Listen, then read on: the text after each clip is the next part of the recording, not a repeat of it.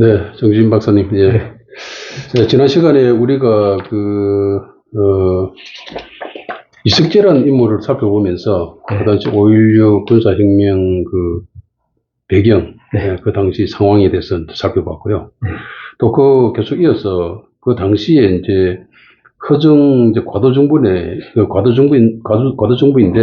네. 그때 지금 상황이 보면 4.19 혁명이 한국 현대사에 미친 그런 영향이 엄청 큰데, 그때 젊은 학생들이, 그죠? 예. 데모레가 정부를 전복시킬 수 있다는 그런 인식이 이제 심어지고, 그 가운데 이제 이제 과도정부가 이제 들어섰는데, 그 당시 이제 나름대로 국가 질서, 안보적인 질서를 갖다가 통제할 수 있는 법이 이제 국가보안법이 이제 있었는데, 그 국가보안법을 갖다 그 당시에 또 이제 성급하게 개정을 했죠. 예, 개정했다는 거는 어떤 방향으로 개정을 했다는 겁니까? 예, 그래서 이제 우리 국가보안법 역사적 맥락을 좀 살펴봐야 됩니다. 예. 그래서 이제 저희가 5.16 군사정변의 배경을 쭉 설명하면서 독자분들이 좀 이해하기 쉽게 그 당시에 군 수뇌부의 3.15 부정선거 개입, 그리고 또 군의 부정부패, 그리고 그에 대한 영관급 장교들의 불만, 이런 걸 살펴봤는데, 또 사회적으로 큰 이제 또 변동이 데모 만등 풍조가 있었어요. 그 다음 사회적 이제 기강 해체. 기강 해체. 그 말하자면은 이석재 중령이 진단 자기가 세계 각국의 군사혁명을 쭉 분석해 보니까 두 번째, 정부가 사회를 통제할 능력이 있으면은 정비를 못 일으키는데, 그렇죠. 무능하고 무기력한 정부가 있으면 있어야 된다. 그 이제 장면 정부, 과도 정부. 그러니까 이승만 정부 갑자기 붕괴하니까 사회가 통제력이 없어가지고. 그 우리가 자유민주 체제도 유지를 하려면은 자유민주적 기본 질서, 공공의 질서가 유지돼야지 체제가 유지가 되거든요. 그 자유민주적 기본 질서를 위협하는 일들이 계속 일어났던 거예요.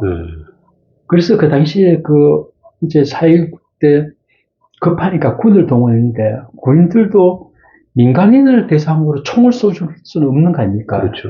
그러다 보니까 절대 총을 안 쏘고 자체적으로 이 치안 질서를 회복하려고 많이 노력했습니다. 그래서 그 당시에 보면은 경찰들이 경찰서를 비우고 다 내빼고 없으니까 서울 같은 경우에 보면은 동대문 경찰서, 여기 이제 서울대하고, 그 당시에 서울대는 관할 쪽으로 안 가고 대학로였잖아요.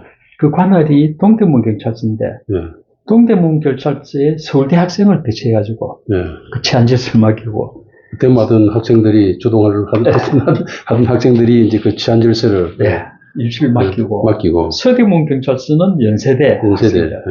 고려대 학생들은 중부경찰서, 안암동 저기 동국대 학생은 종로경찰서, 이렇게 배치해가지고 사회 치안 질서를 유지를 맡기니까 좀 정상적인 상태가 아니었죠.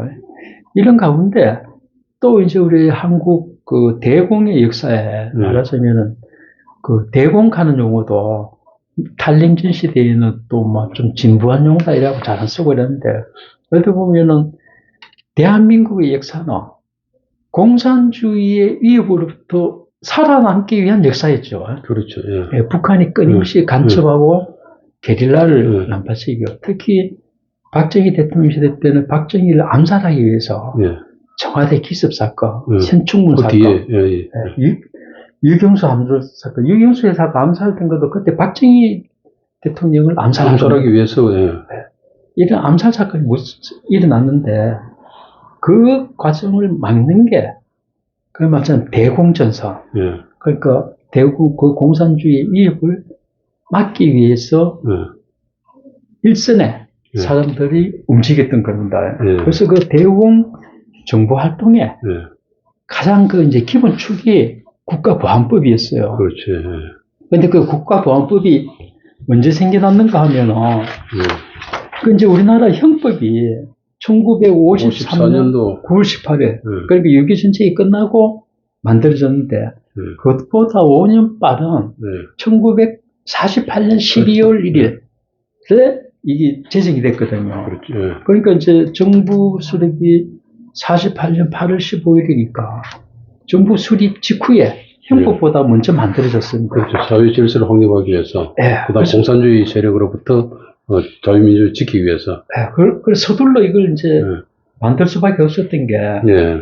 그 당시 1948년도 10월 19일 날, 예. 우리나라 역사에도 큰 영향을 미친 여수 순천 사건이 일어났어요. 예. 이게 이제 명칭이 또 민주화 시대 때 여수 순천 반란 사건이라면은 여수 순천 주민들을 명예를 침해하는 거다. 이래갖고 용어가 여러 가지 용어를 썼는데. 근데 그게 조금 그러니까 여수 순천 분들도 그럴만한 게 그때 주민들이 반란을 일으킨 게 아니고 그렇죠. 군인들인데. 여수에 주둔하는 14연대에서 반란이 일어난 거예요. 14연대. 네, 그게 용어 정확하게.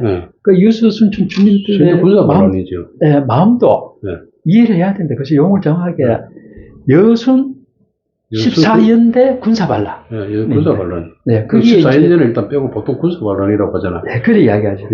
여순 군사반란. 네, 여순 그 14연대가 왜 반란을 일으켰는가 하면은 그 당시에 제주도에서 제주도 흔히 4.3 사건이 일어났죠.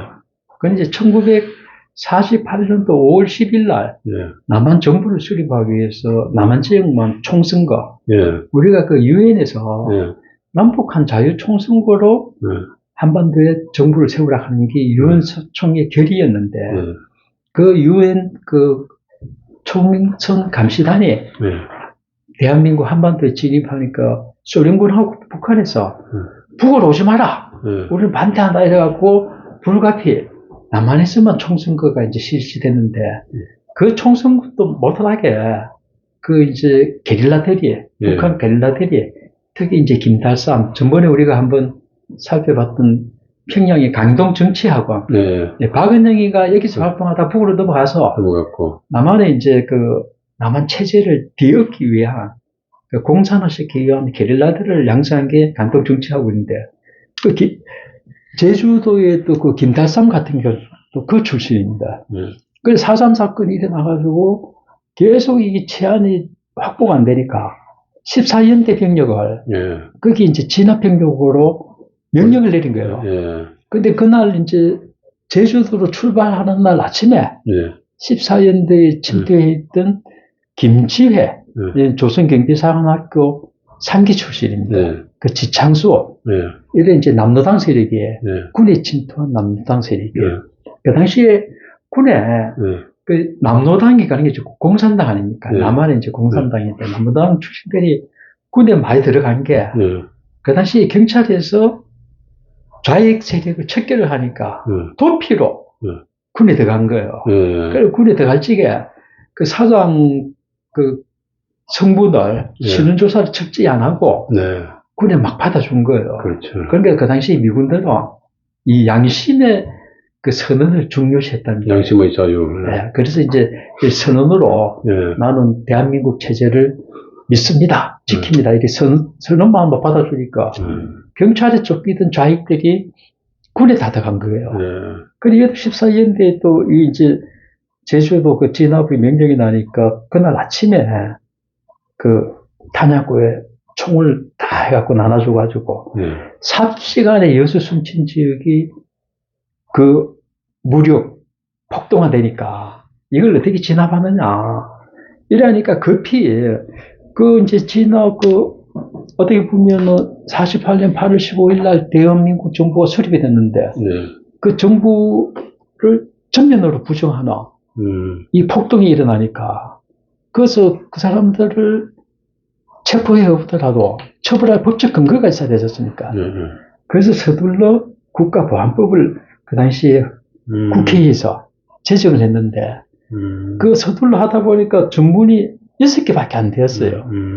그 제정국가보안법 제1조에 보면은 국헌을 위배하여 정부를 참칭하거나 그에 부수하여 국가를 변란할 목적으로 결사 또는 집단을 구성한다는 그 속에는 무기, 뒤에 이제 개정되어서 이게 반국가 단체로 명칭이 됐죠. 예.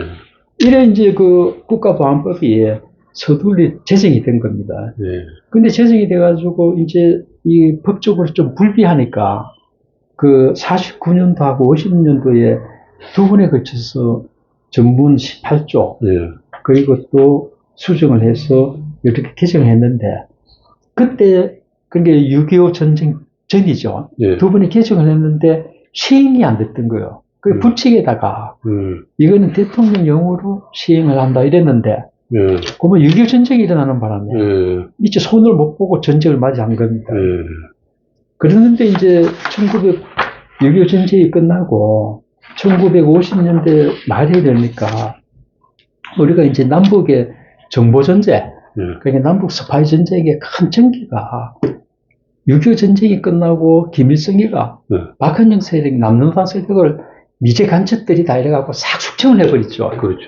그러니까 대남 그 공작의 일선에 예. 남노당 세력이 싹 없어지고 그리고 북한에서 대남 그 이제 김일성이가 대남 공작의 정권을 장악을 한 겁니다.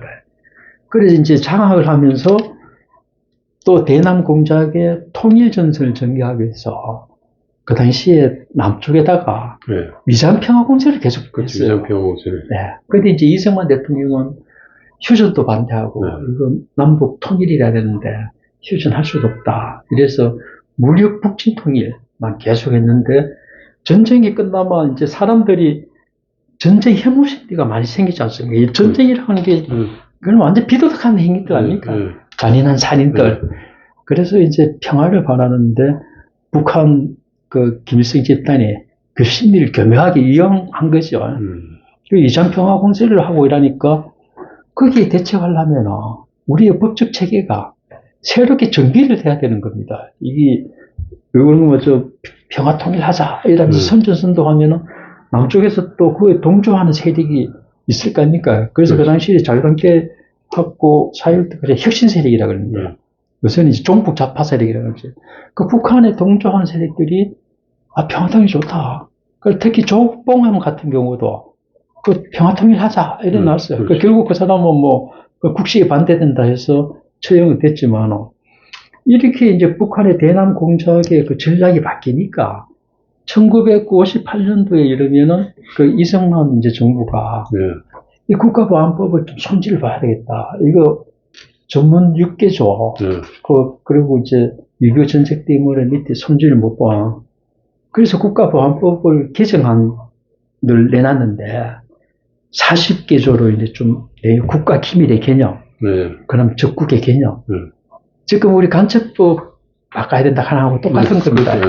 그런 식으로 개정안을 내놓으니까 이게 이제 또 정치화 되었어요. 그 당시에 이제 야당하고 언론에서 그 1960년 3월 15일 날 정부 통령 선거가 예정이 되어 있지 않습니까? 그렇죠. 그게 이제 정부 여당이 선거 전략으로 악용하고 있다. 그래서 막 격렬하게 반대를 하게 된 겁니다. 오늘날하고 뭐 다를 거 없네. 똑같습니다. 더 했습니다. 그때. 그러니까 그 당시 야당에서 국회의사당을 점거해갖고 농성을 들어갔어요. 그러니까 그 당시에 정부 여당에서 경위권을 발동해가지고 다 끌어내.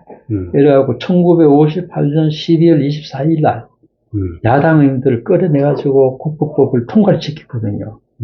이게 이제 이사보안법 파동이라고 합니다.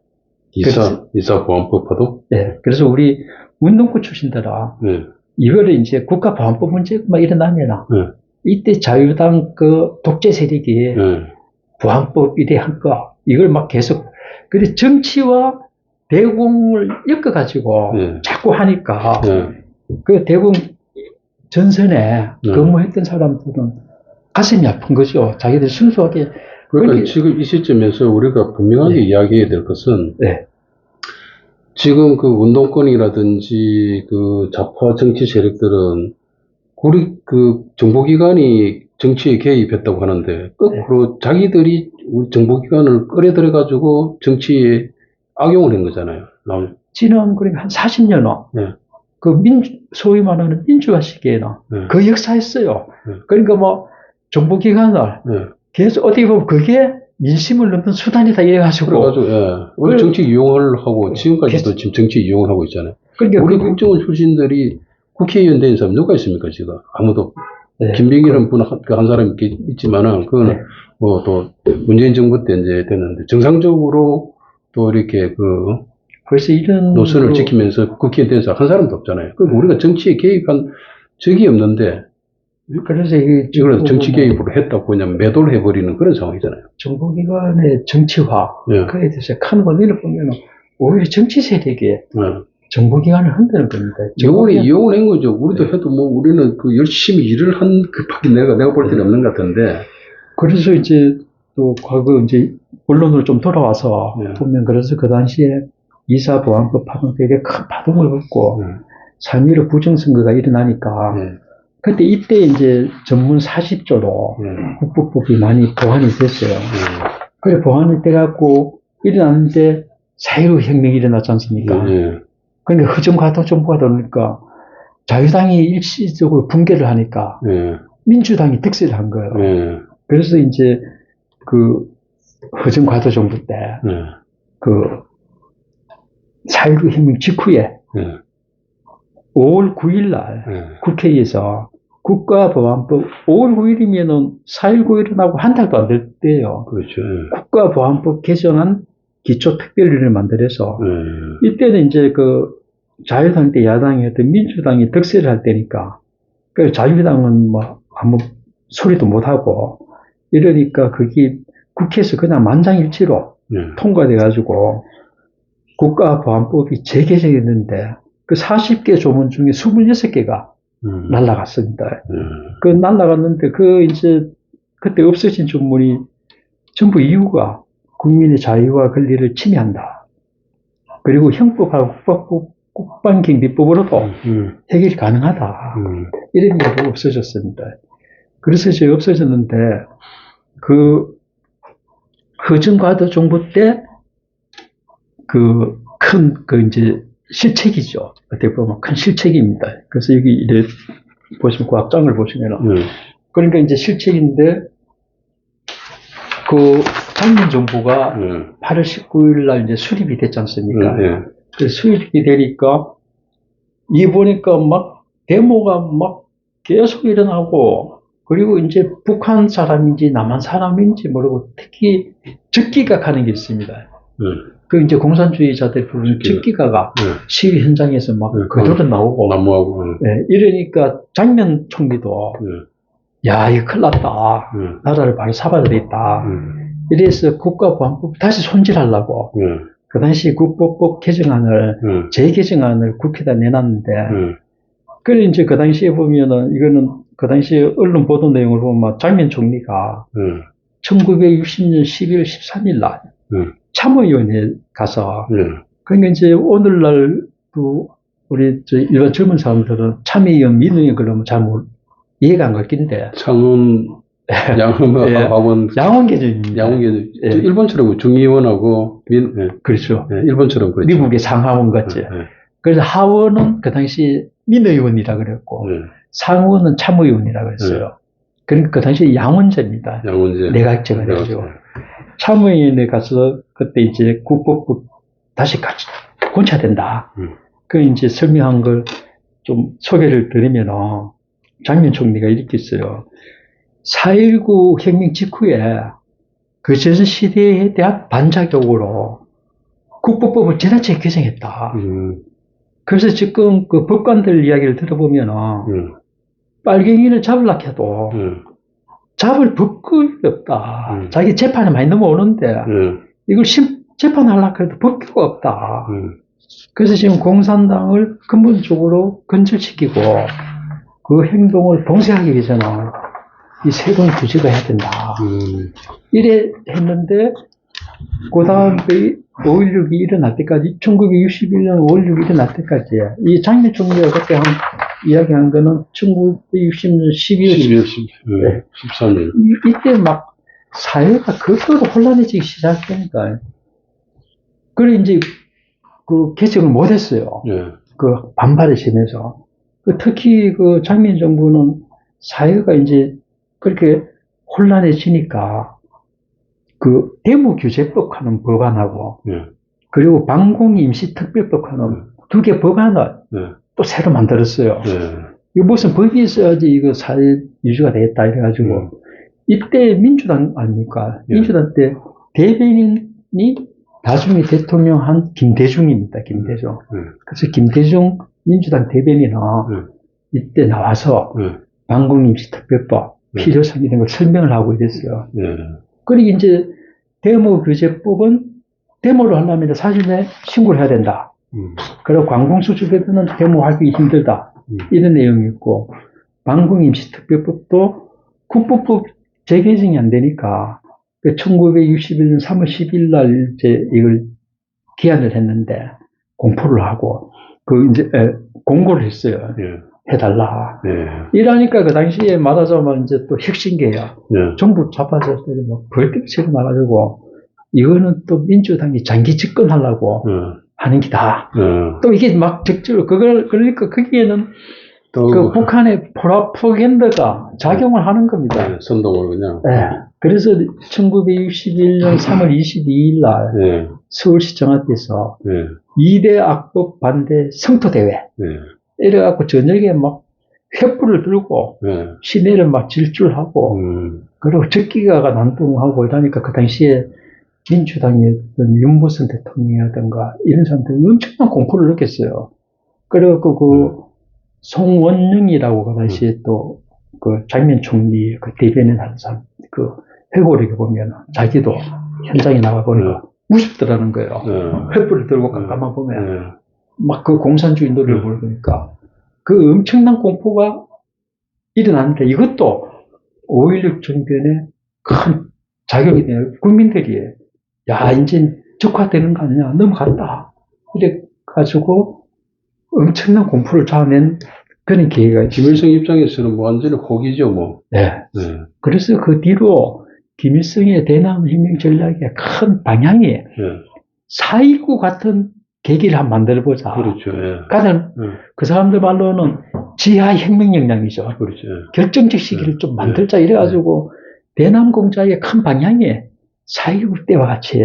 근데 나중에 이제 김일성은 4.19를 예측 못했고, 그리고 5.16 정변 때 예측을 못했어요.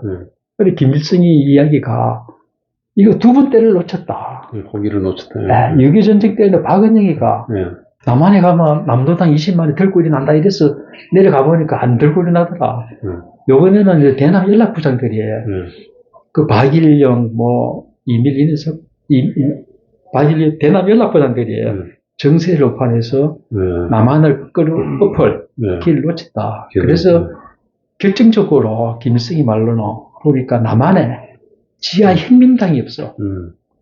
없어서 남도당 같은 혁명당이 없기 때문에 안 된다. 그래서 생긴 게 통일혁명당.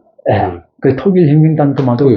그래서 막 지하 혁명당 구축이 대남 공작의 목표가 됐던 거죠. 그래서 이때 4.19 때 2대 압법 막 이런 반대 데모하고 이러니까 들고 일어나니까 이 사람들을 묶어서 공산화 혁명시키는 전략이 김일성의 60년대, 70년대, 80년대까지 쭉 이제 이어왔죠. 그래서 결국 지금 보면 혼란 시절에 학기쯤 보면 그 당시 기점하고 또 1987년도 그 시점 또 이렇게 또 부각이 또 되는 것 같습니다. 어쨌든 그 당시에 5.16 혁명 직전에 일어난 그 사회적 그 시국 그 상황을 살펴봤습니다. 참 과도 정부라는 게 어떻든 정부가 힘이 없을 때는 혼란스러울 수밖에 없는 그런 상황이죠. 그래서 시간에 우리가 국가가 기강이 잡혀야 되고 정부가 힘이 있어야 된다는 부분 한 번 더 이렇게 새삼스러운 교훈이 될 것 같습니다. 자, 이번 시간 여기까지 하고 다음 시간에는 또 계속 이제 5.16 이야기를 계속 이제 5.16 이제 점점 5.16 군사혁명이 이제 점차 다가오네, 그죠? 그때 이제 미국의 또 입장도 있고 참, 이 혁명이 성공하기 진짜 쉽지 않은데, 그죠? 그렇습니다. 다음 시간에는 또 한 번 더 미국과 박정희의 관계에 그런 그 배경을 한번 살펴보도록 하겠습니다. 이상입니다. 감사합니다.